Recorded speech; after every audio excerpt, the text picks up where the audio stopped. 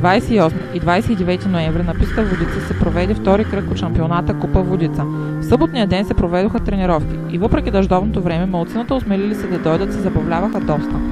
Липсата на желаящи да тренират даде възможност на присъстващите за повече време на пистата.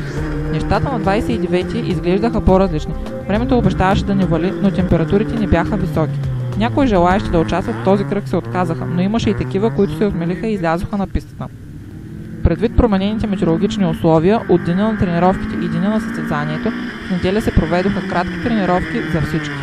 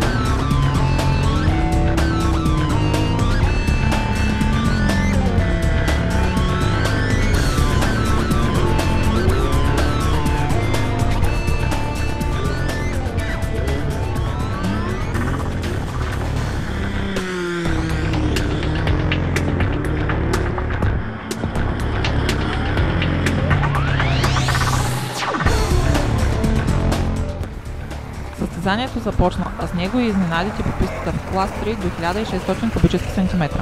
Стилян Железов поради технически проблем с неговата Хонда излезе на пистата с друга кола, с идеята да се зареди с адреналин и да защитава лидерската си позиция след първия кръг. Разликата в класите на колите се оказа осезателна и той остана на четвърто място за деня и само на 3 точки след новия водач в генералното класиране – Стоян Димитров. След като на първия кръг Стоян беше втори, сега успя да се пребори с конкуренцията и да стъпи на най-високото стъпало на стълбата, с което поведе и в генералното класиране. Трети за деня е най-младият участник в нашето състезание – Юлиан Тодоров. При него проблем в първия манш му отреди последното време, но той не се отказа и се бори до край и през втория манш отстъпи по време само на лидера за деня Стоян Димитров. Така Юлиан и неговото Рено Клю се класираха на призовото второ място, само едно стъпало зад много по-опитния лидер и неговата Алфа Ромео.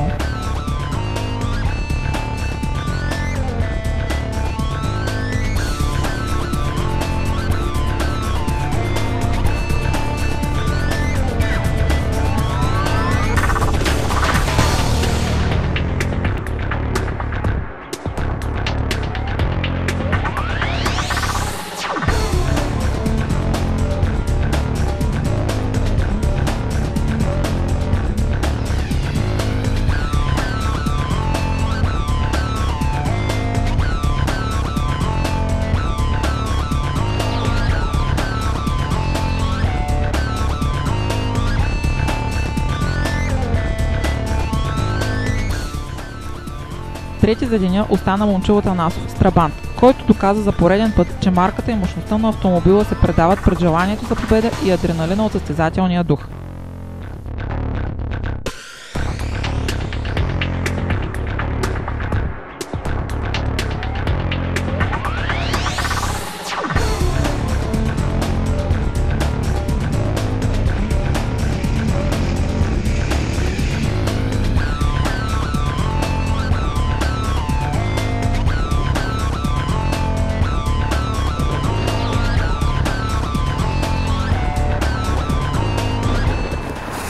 Клас S2 също имаше изненади. Даниел Маринов с БМВ за пръв път пред нашите очи загуби контрол над своята кола в първия манш и записа много слабо време. Въпреки добрия резултат във втория манш, той не можа да навакса изгубеното време и остана на второто стъпало за деня.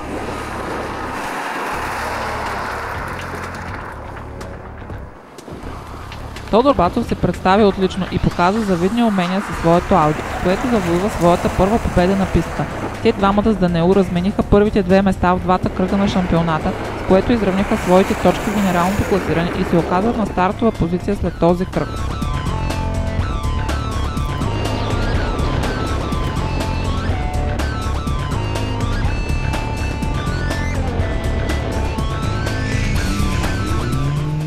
Трети на стълбата се качи Николай Ковачев, човекът с най-голям опит от всички на пистата. Любовта му към автомобилния спорт го държи на пистите и показва завидни умения в управлението на своето Porsche 924.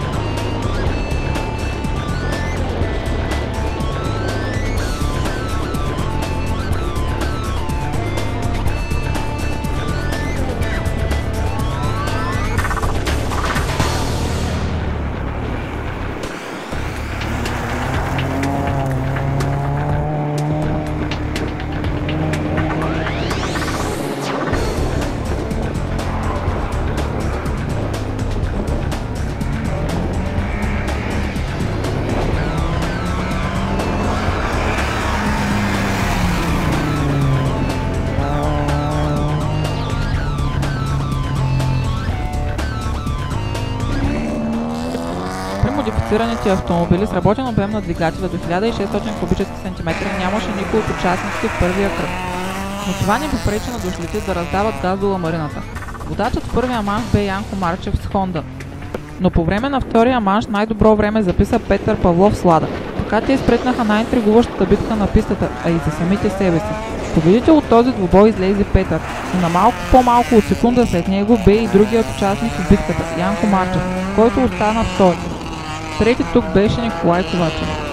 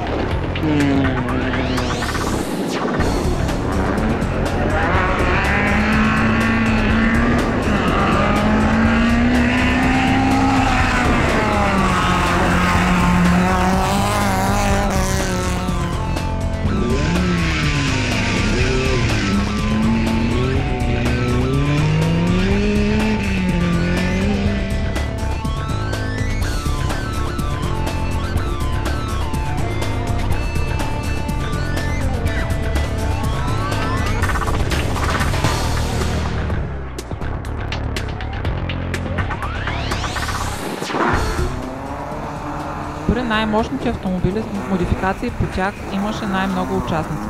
Поради проблеми от различен характер времена не можаха да запишат Николай Георгиев с Тойота Селика и Петър Павлов с Лада. За пръв път на пистата излязоха членове на едно семейство от различни поколения. След като участие бяха взимали двама братя, сега си ли премериха баща и син. Антонио Георгиев с Тойота Селика, въпреки по-плахото си участие, успя да запише време с двата манша и се класира на 5-то място. Това е негов дебют в автомобилно състезание и ще се радваме да го гледаме по състезателните трасета и за в бъдеще.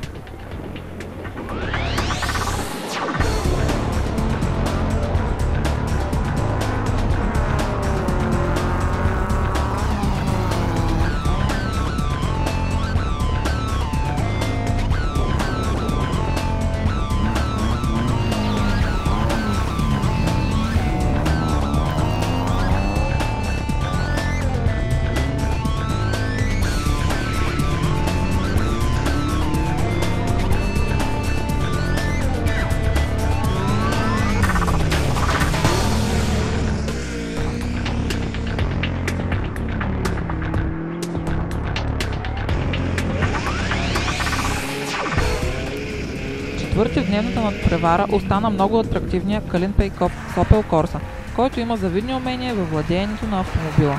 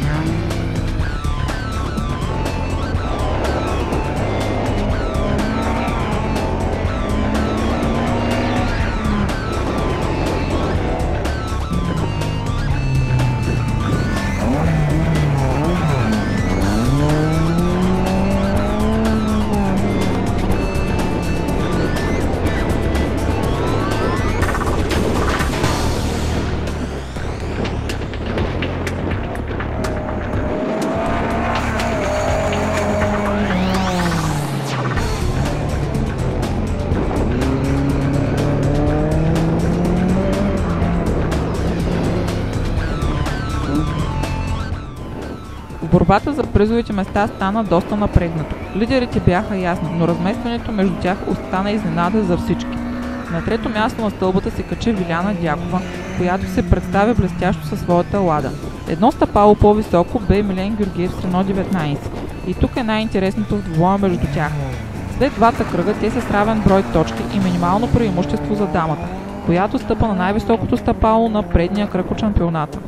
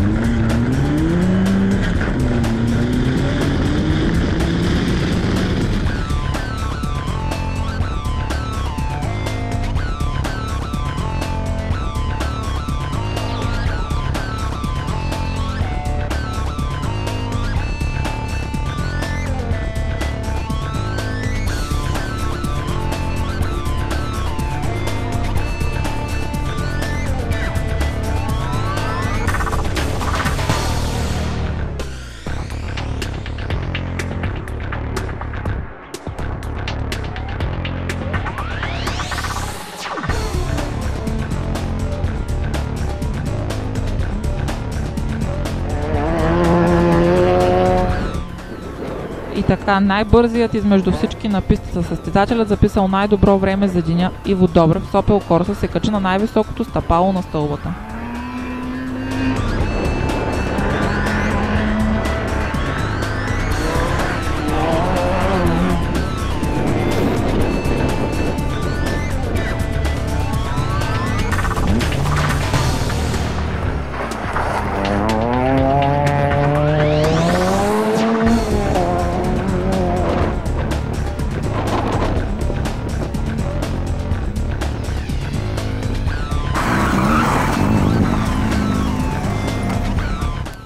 Победителят в днешното състезание, освен страстта си към автомобилния спорт, има страст и към добрата храна.